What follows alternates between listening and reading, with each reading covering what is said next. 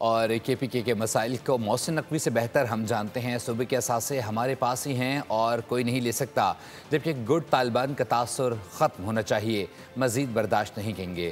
Police میں ہر ضلع سے 300 لوگ بھرتی کرنے کی منظوری دے دی ہے۔ وزیر اعلیٰ KP علی امین گنڈاپور کا صوبے میں قائم امن پر APC سے خطاب۔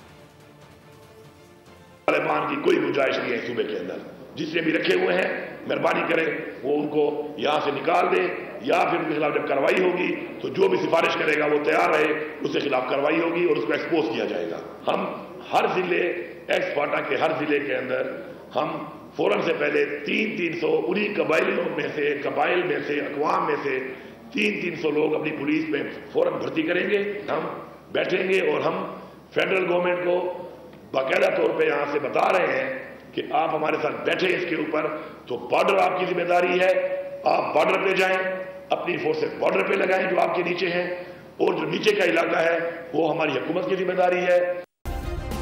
سبسکرائب کریں اور بیل دبائیں تاکہ کوئی خبر رہ نہ جائے۔